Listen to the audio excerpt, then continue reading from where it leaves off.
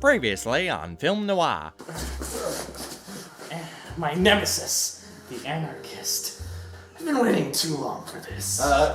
Guys, the mystery's solved. Do your big epic battle some other time. And that's why I'll probably never watch it again. Wait, Steven, 5 seconds ago you were just talking about how charming it was.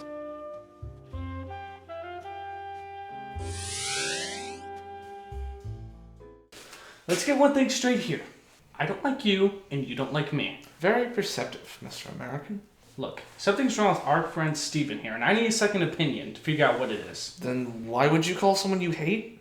I can trust someone I hate to be brutally honest. I'll give you that. So let's just push our differences aside. What differences? We've met twice. Let's push them aside. Alright. I still don't think there's that much wrong with him. The Sandlot 2 movie isn't bad. Weird that they never made a Sandlot 1, though.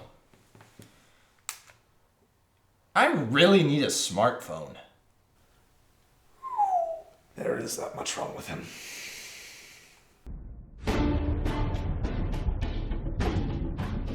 This final installment of the pop culture explosion that is the Christopher Nolan Batman trilogy was met with a lot of flack from audiences, both on a comic book level and on a basic critical level. Ironically preceding that flack, the review website Rotten Tomatoes crashed because its servers were overloaded by Christopher Nolan fanboys who viciously attacked a critic who gave the film a negative review. Well, that's the internet for you. A couple naysayers speak up about their precious idol, and everything becomes chaos.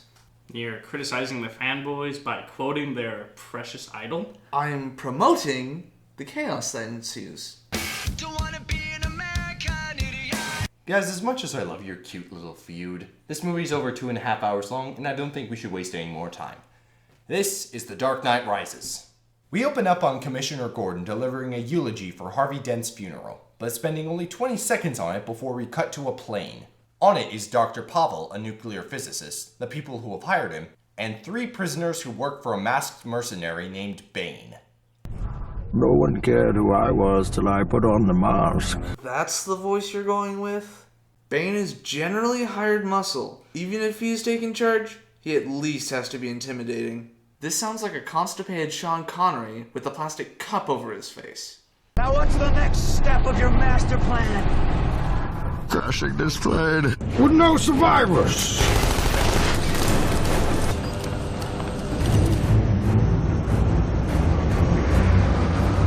They make a blood transfusion to a corpse so that the world would think Dr. Pavel is dead when the plane crashes. To put it lightly, doing this at several thousand feet seems impractical.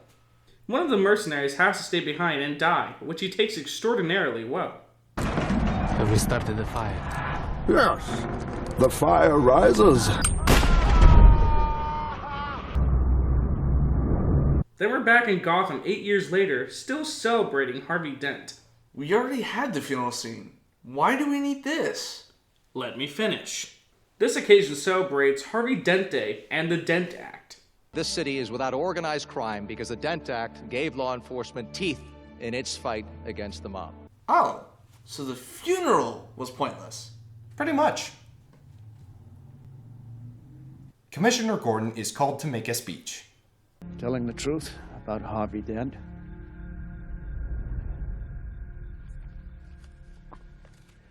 Maybe the time isn't right. Well, that's not at all suspicious. Then a conversation is had telling that Gordon's going to be fired in the spring because... But he's a hero. A war hero. This is peacetime. That doesn't get rid of the fact that they're firing someone for doing their job. Through some nonsensical bits of editing, because the universe loves to give me movies with that, we see the happenings at Wayne Manor. A maid brings food up to the East Wing room, some exposition about one of Bruce Wayne's business partners, Miranda Tate, ultimately ending with the maid being confronted about the pearls she's wearing by Bruce Wayne himself. Because her pearls are in the safe. The manufacturer clearly explained is uncrackable. Oops. Did I do something bad? Then she unceremoniously kicks his cane out from under him, jumps out the window, and hitches a ride with the congressman. Ah, adultery. What do you think of your precious Americans now? Hey, I support the values. I don't support the people who are supposed to uphold them. Bruce dusts for Prince to check up on the jewel thief Selina Kyle, followed up by a lecture from Alfred about how he is spending his life. You hung up your cape and your cowl, but you didn't move on. You never went to find a life, to find someone. Alfred, I did find someone. I know, and you lost them, but that's all part of living, sir. But you're not living. You're just waiting, hoping for things to go bad again.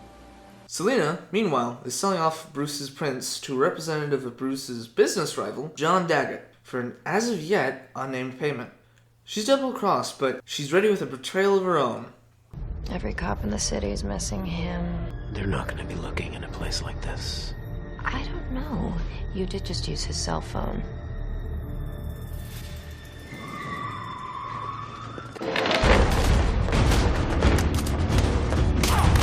In the police chase going down into the sewers, Gordon is taken to Bane, but quickly finds a way out of the jam.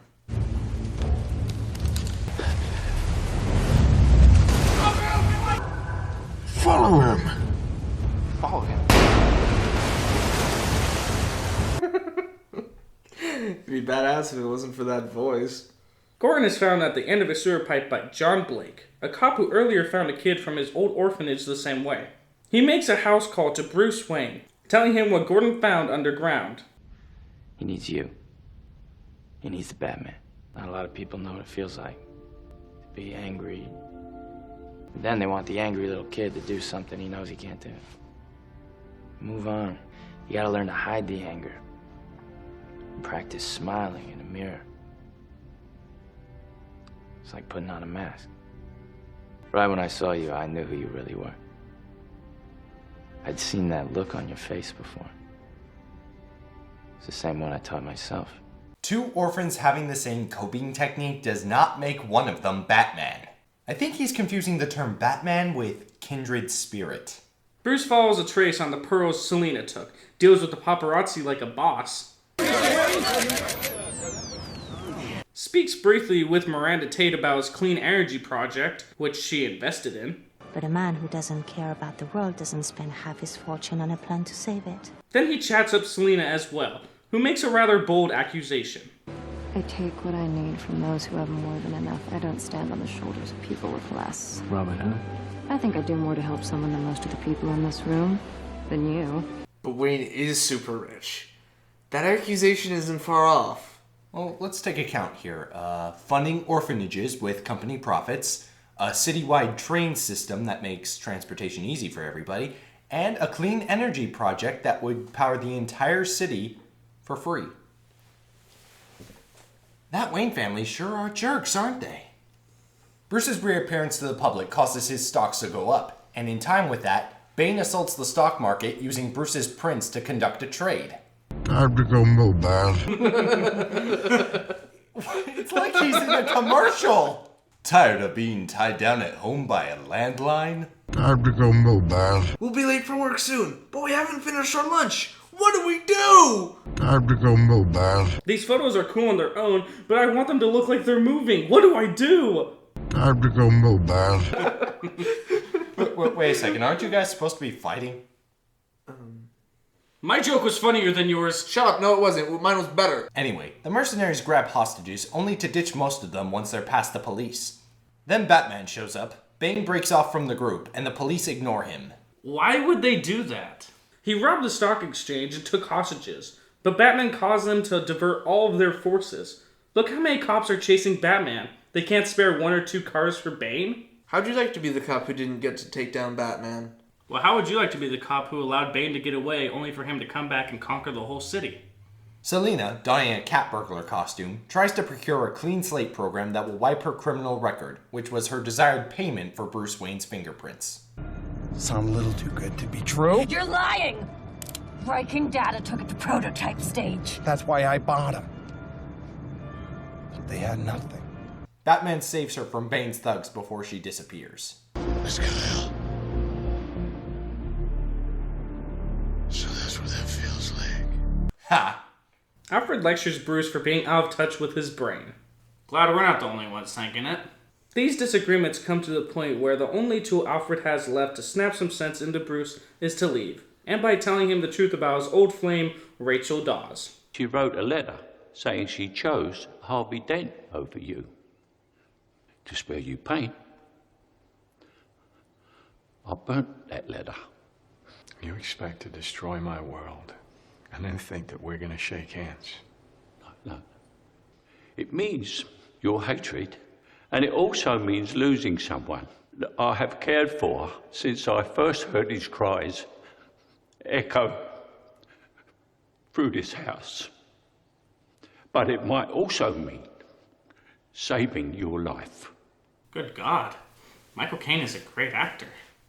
Due to the trades made with Bruce's fingerprints, Bruce is left almost completely broke, and Daggett is in a position to nab Wayne Enterprises. However, he finds fortune in Miranda Tate, who takes control of the company instead. Someone will figure out a way to make this power source into a nuclear weapon. I could have flooded this chamber at any time in the last 3 years. I'm choosing to trust you. I need you to take control of Wayne Enterprises in this reactor. How the hell did Miranda Tate get the inside track on the Wayne board? I mean, she'd been meeting with him, she'd been sleeping with him. Not yet. Bane arrives, and after taking an earful from Daggett, he makes a rather chilling statement, even despite his voice. Leave us. No, you stay here. I'm in charge. Do you feel in charge? I've paid you a small fortune. This gives you power over me? Pure evil. I'm necessary evil. With his world basically shattered, Bruce takes solace with Miranda Tate. And what a good solace it is. Oh, come on, man. Really? Yeah. We could leave. Tonight. Take my plane. Go anywhere we wanted. Okay. I didn't expect you to say yes. I was just sleeping with you so you'd trust me not to be the daughter of your old enemy. What? What? In return for the Clean Slate program, Selina Kyle agrees to lead Batman to Bane, but upon arrival, she locks him in, having been ordered by Bane to lead Batman down there.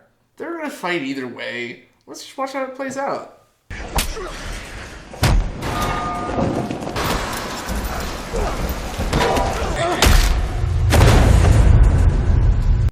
That's unfortunate.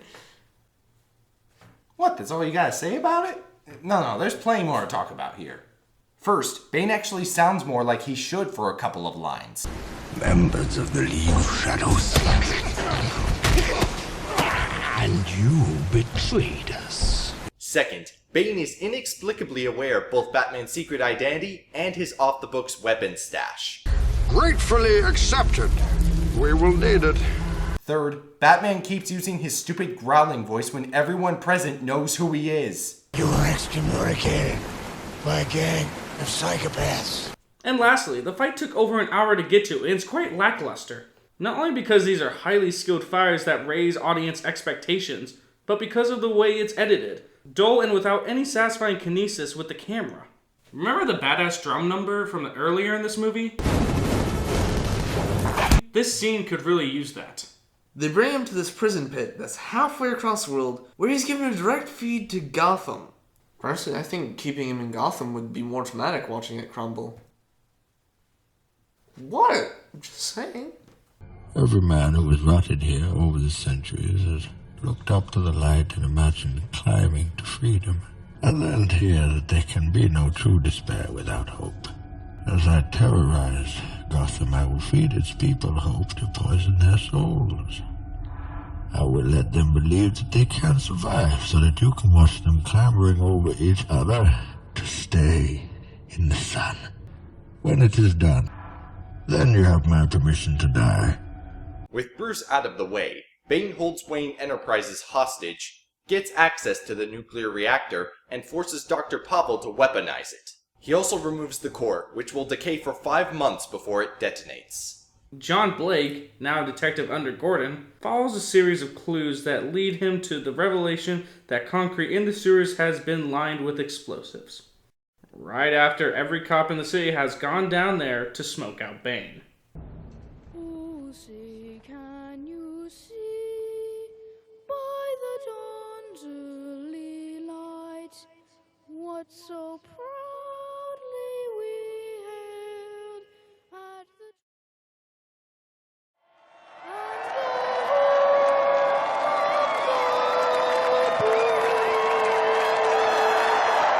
The explosives go off around the city, even causing the football field to cave in on itself. Yes, I'm gonna make it. Yeah, touchdown. Oh my god! Bane steps out with a microphone, managing to sound even more unintelligible than before. Identify yourself to the world. Dr. Leonid Pavel, nuclear physicist. What is this? It's a fully primed neutron bomb with a blast radius of 6 miles. And who is capable of disarming such a device? Only me. Thank you, good doctor. He states that a citizen has the trigger to the bomb and will set it off if anybody tries to escape or if someone from the outside interferes. With the city in his control, he ignites a revolution by scapegoating the rich and exposing the truth about Harvey Dent based on the information in Gordon's speech. The Batman didn't murder Harvey Dent, he saved my boy. Then took the blame for Harvey's appalling crimes so that I could, to my shame, build a lie around this fallen idol. It is time to trust the people of Gotham with the truth, and it is time for me to resign. And do you accept this man's resignation? And do you accept the resignation of all of these liars? Of all the corrupt? How do we even know he wrote that? Where's the proof? Bruce can't take watching all this, so the prison doctor fixes his back so Bruce can attempt the climb out of the pit. Now, I'm no doctor, but I'm fairly certain that a broken back takes several months and very delicate handling to heal. What happens here is that Bruce gets his vertebrae punched back into place and then fails the climb. And even though we've seen failing the climb can kill a man, it doesn't even manage to re-break his back, which I honestly doubt has healed the way it needs to. In between failures to climb out, through storytelling and hallucinations, he learns that the child of his old mentor, Ra's al Ghul, was the only person to make the climb. The child born in this hell. Bane. The child had a friend, a protector, who showed the others that this innocence was their redemption. It was to be prized. I watched you die. Oh, there are many forms of immortality. Bane is your child. Your heir. I'm here to ensure the League of Shadows fulfills its duty to restore balance to civilization. But to the credit of this segment of the movie, I think the anecdotes that encourage success are pretty good. How can you move faster than possible, fight longer than possible, without the most powerful impulse of the spirit? The fear of death. I fear dying in here. While my city burns. Then make the climb without the rope. Then fear will find you again.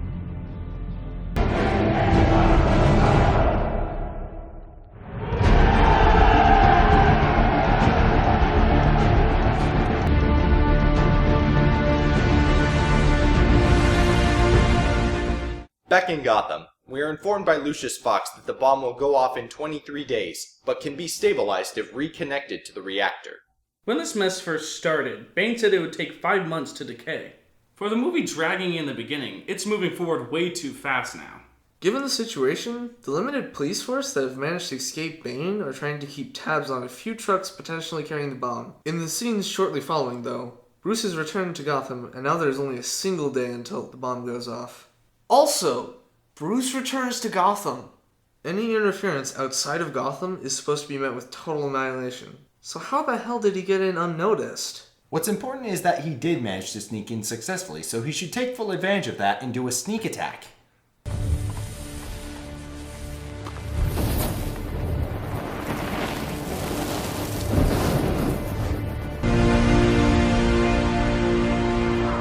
Impossible. Or clown around like a moron. That works too. Count to 5, then throw. 1, 2, 5!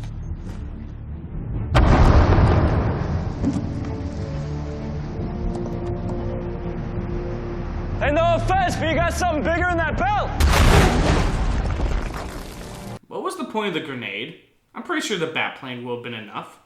After letting Selina take his bike to open up the tunnels, allowing people to escape, Gordon plants a signal inhibitor on the truck with the bomb. The newly freed cops are now ready to wage an all-out war against Bane.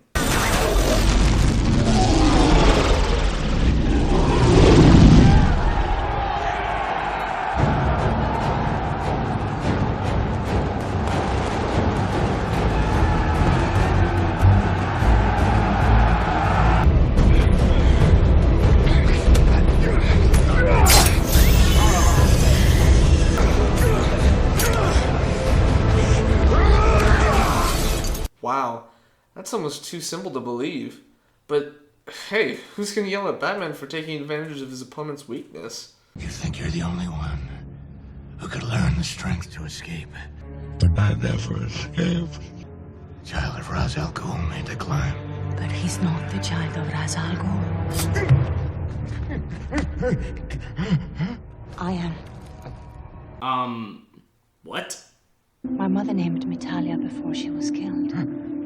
The way I would have been killed if not for my protector. Bane.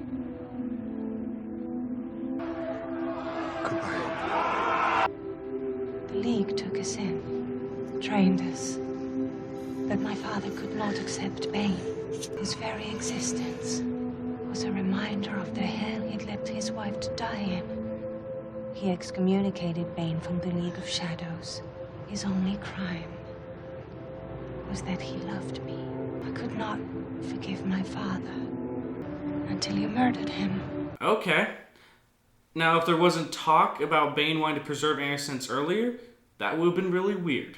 But avenging a father that wronged a friend of yours that you never really forgave? The good Lord said to honor thy father. He never said anything about liking him. Talia takes off to intercept the bomb, which has 11 minutes left, leaving Bane alone with Batman. We both know that I have to kill you now. What? I didn't know that you had to... You'll just have to imagine the fire.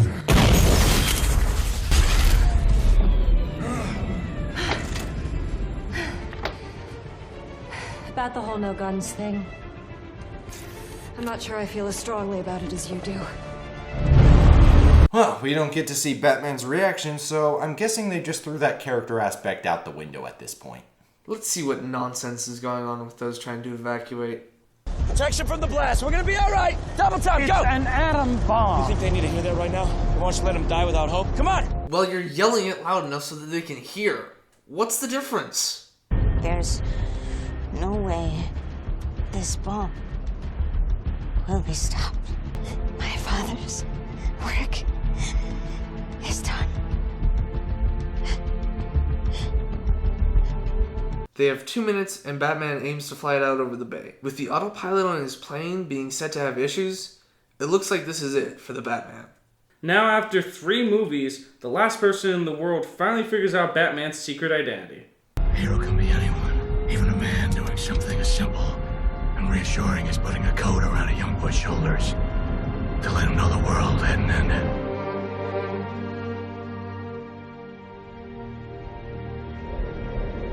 Bruce Wayne. Batman flies it out over the bay and the bomb goes off. Cue sadness. That's detonation.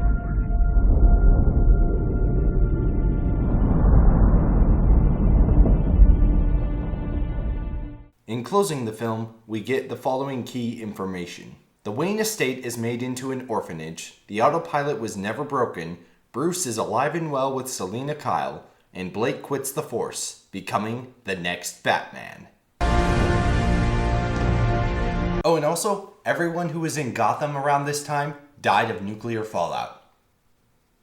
Because that's how science works.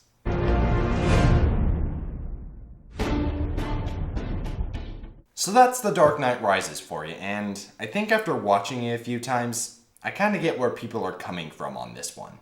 That bites because there are key sections of this movie that exercise some fairly good ideas.